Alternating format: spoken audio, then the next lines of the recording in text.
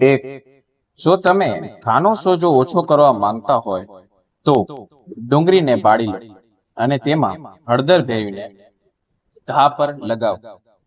2 number, ગોળ સાથે છાશ ભેળવીને પીવાથી પેશાબ કરતી વખતે થતી બળતરાથી રાહત મળે છે.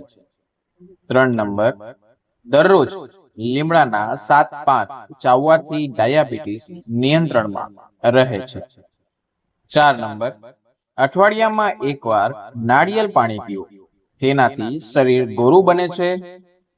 5, ચણાની દાળને વરિયાળીમાં ભેળવીને ખાવાથી હંમેશા યુવાની જળવાઈ રહે છે. 6 નંબર, તમે જેટલું ઓછું બોલો છો તમારા શબ્દો વધુ મહત્વપૂર્ણ બને છે.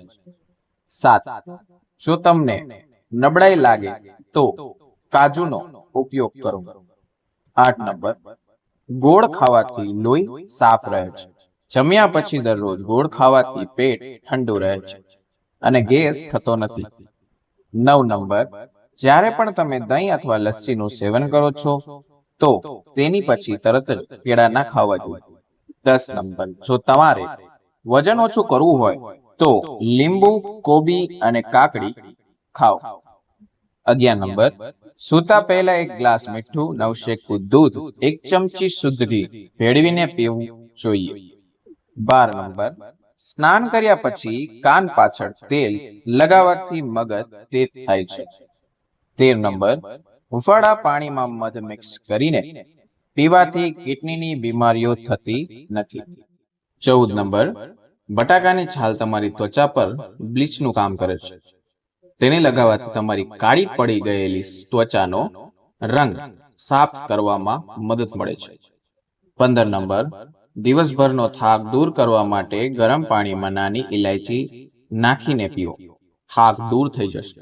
16 નંબર, નાકમાં કંઈક અટવાઈ જાય તો તમાકુ સૂંઘવું જોઈએ, જેના કારણે છીંક આવે છે અને ફસાયેલી વસ્તુ બહાર આવે છે.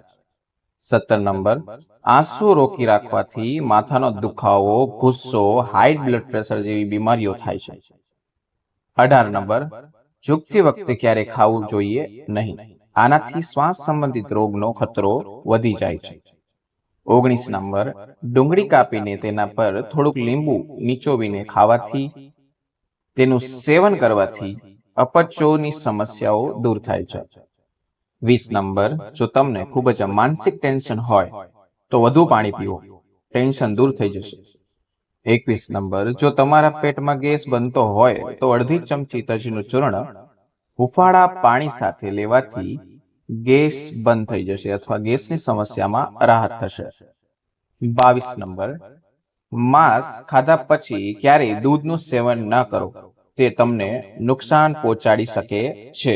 23 નંબર, આમલી ખાવાથી મગજ મજબૂત થાય છે. 24 નંબર, સફરજન ખાધા પછી તરત જ પાણી ના પીવું, નહીતર ગળાનું કેન્સર થઈ શકે છે.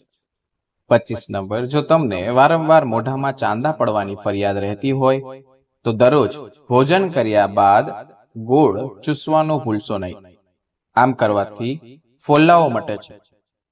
26 નંબર, જો તમે રાત્રે પેશાબ કરવા માટે ઉઠો છો તો ઉઠતા પહેલા 1 મિનિટ માટે બેડ પર બેસી તમારી આંગળીઓ અને અંગૂઠાને હલાવો, તે પછી વોશરૂમમાં જાઓ. આ આપણું લોહી આપણા મગજ અને હૃદય સુધી પહોંચાડે છે. 27 નંબર, 7 થી 9 વાગ્યા વચ્ચે નાસ્તો કરો, તેનાથી મગજ સક્રિય રહે છે અને એનર્જી લેવલ જળવાઈ રહે છે. 28 નંબર, ત્વચા અને દાંતના સ્વાસ્થ્ય માટે દાડમ ખૂબ જ અસરકારક હોવાનું કહેવાય છે. તેમાં જોવા મળતું વિટામિન સી ત્વચાને સ્વસ્થ બનાવી સાથે ચમકદાર પણ બનાવે છે. દાડમનું સેવન અકાળે કળસલીઓ પડતી અટકાવે છે. 29, જે લોકો માટીના વાસણનો ઉપયોગ કરે છે તેઓ રોગથી સુરક્ષિત રહે છે. માટીના વાસણમાં ખોરાક રાંધવાથી આપણા શરીરની જરૂરી મિનરલ્સ અને વિટામિન મળે છે. 30 નંબર, સ્ટ્રોબેરીનો રસ પીવાથી લોહી શુદ્ધ થાય છે. 31, જો તમે ઘાનો સોજો ઓછો કરવા માંગતા હોય તો ડુંગળી બાળી લો અને તેમાં હળદર ભેળવીને ઘા પર અવશ્ય લગાવો. 32 નંબર, ગોળ સાથે છાશ ભેળવીને પીવાથી પેશાબ કરતી વખતે બળતરામાં રાહત હંમેશા માટે મળે છે. 33, દરરોજ લીમડાના 7 પાન ચાવવાથી ડાયાબિટીસને નિયંત્રણમાં રહે છે.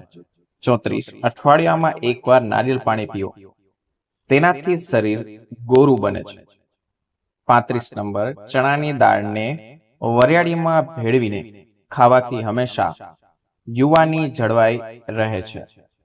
તો મિત્રો, વિડીયો સારો લાગ્યો તો વિડીયોને લાઈક કરજો, ચેનલને સબસ્ક્રાઇબ કરજો. હવે મળીશું નવા વિડીયો નવા ટોપિક સાથે.